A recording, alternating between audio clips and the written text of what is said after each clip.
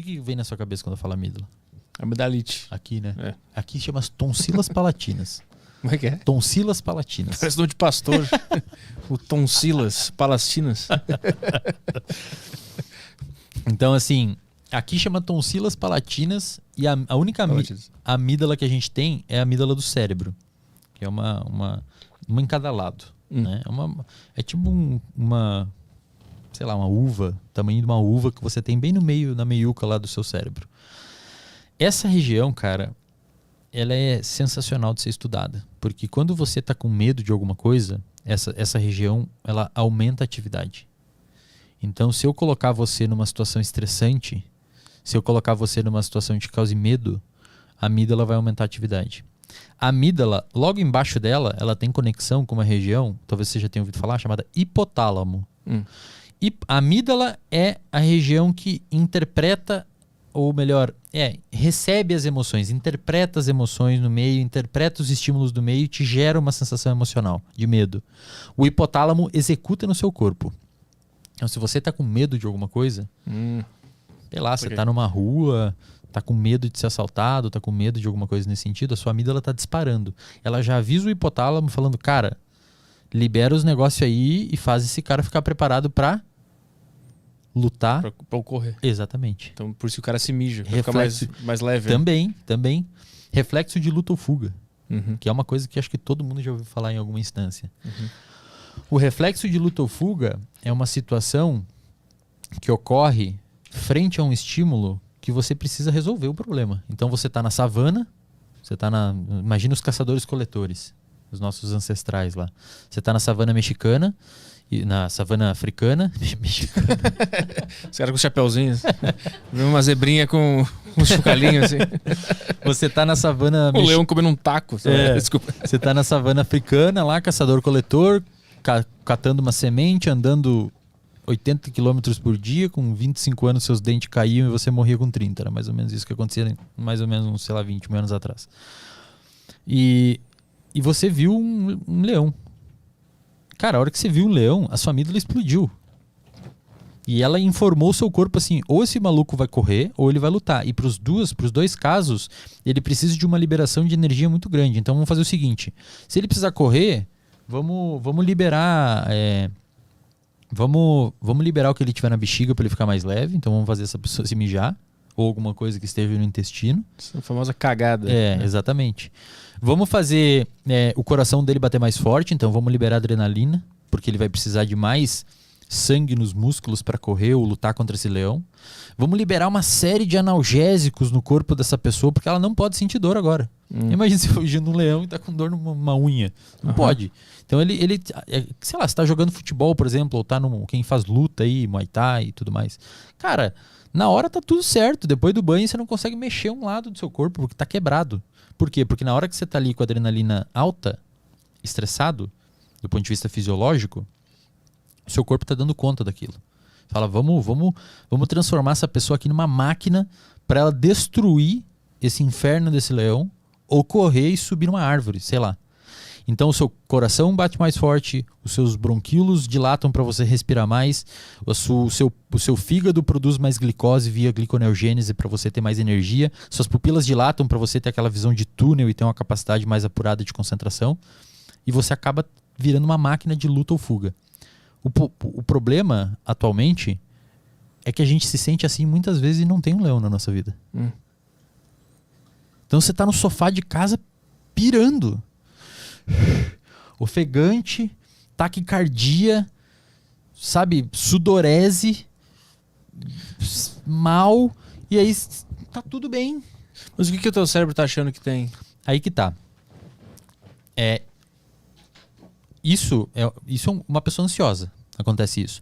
E o nosso cérebro, ele tem uma região... Então vamos lá, vamos fazer uma aulinha de neurociências aqui, de neurofisiologia. A região do nosso cérebro envolvida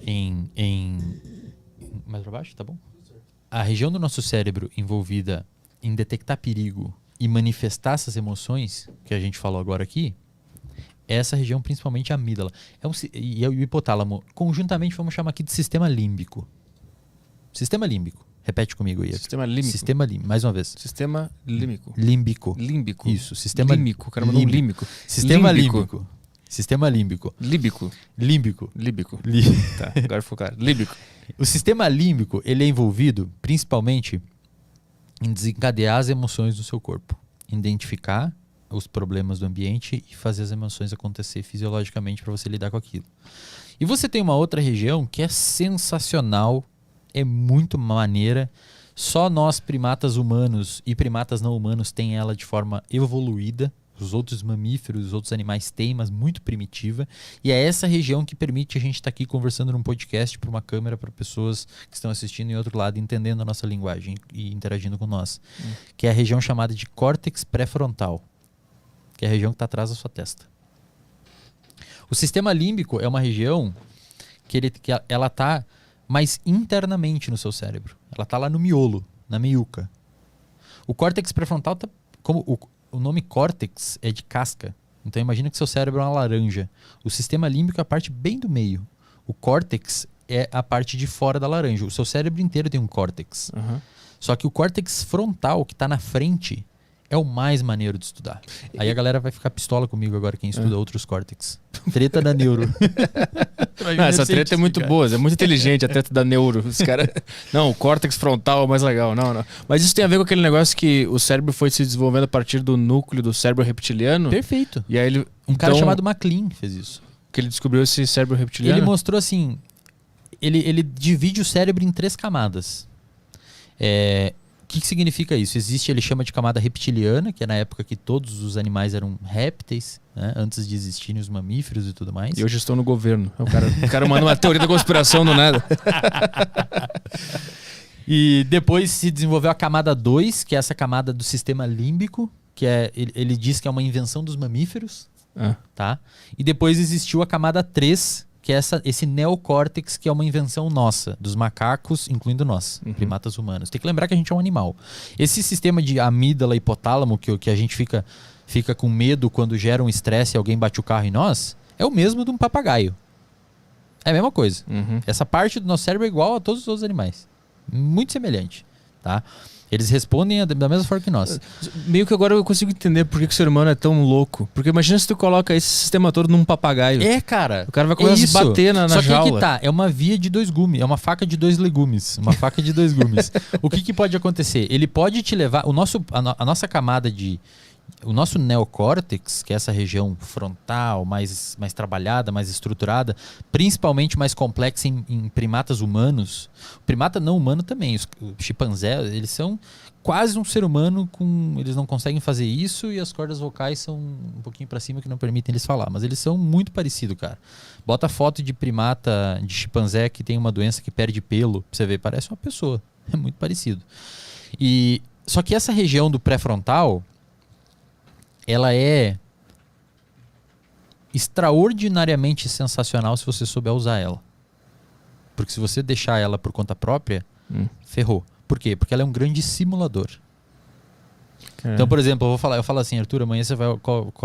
imagina o mercado que você normalmente faz no mercado aí. Amanhã você vai lá, você vai no corredor do iogurte, vai comprar um iogurte, vai passar no caixa que normalmente você passa, vai pegar um Uber e vai para casa. Você consegue simular essa situação na sua cabeça. Você pode falar, não, vou fazer isso, estou pensando aqui. Você visualiza, né? Você visualiza, você consegue. Outros animais, até onde a gente sabe, não conseguem. Por quê? Porque eles não têm essa camada, os macacos conseguem. Mas, ou, sei lá, um cachorro, até onde eu sei, não consegue fazer isso. Ou pelo menos não com tanta complexidade quanto a gente. Só que isso pode ser muito sensacional se você direcionar esse tipo de pensamento e de visualização para uma coisa benéfica.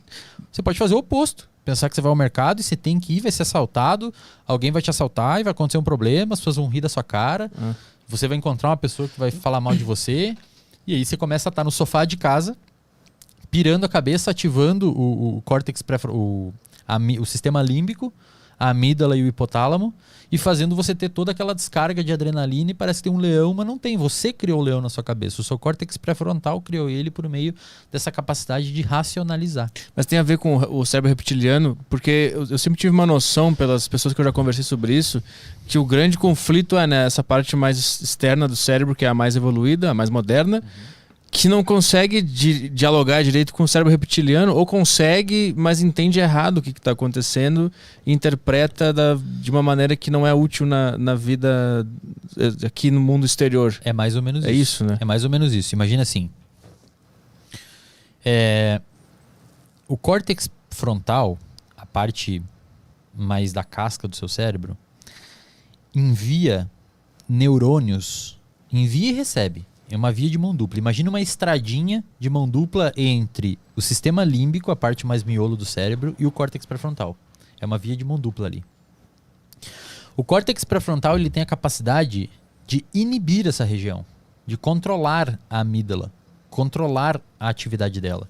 E isso é mostrado em estudos de laboratório, publicados em revistas sérias, Science, Nature, Cell, Current Biology, revistas de grupos científicos sérios, que eles mostram que se você pegar uma pessoa, por exemplo, com fobia de cobra, de aranha, ou uma pessoa com fobia social, e colocar ela no laboratório em uma situação onde ela precisa se expor socialmente, primeiro você vê que a atividade da amígdala dessa pessoa vai às alturas. A pessoa fica muito ansiosa. Se você medir o cortisol, a adrenalina vai estar muito alto. Se você pedir para essa pessoa começar a pensar que primeiro está tudo bem, que essa situação não é real, ou que se essa situação for real, ela não tem capacidade nenhuma de mudar ou te atingir de uma forma letal. Você, no máximo, vai sair dali um pouco ansioso e vai ficar tudo bem.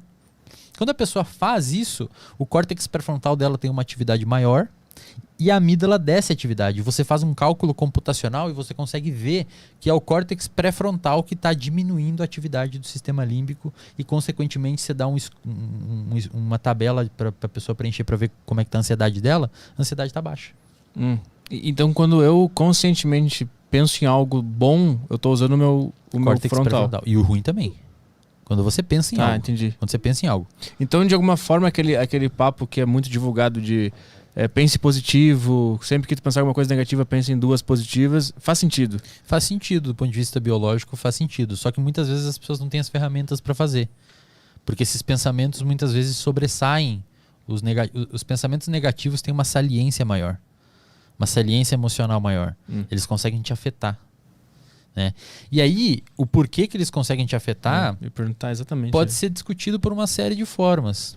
Pode ser que sua mãe, ou na infância, você era uma pessoa mais sensível a isso, ou você sofreu maus tratos, ou você foi negligenciado, ou você sofreu bullying, ou você sofreu muito estresse, ou você sofre muito estresse.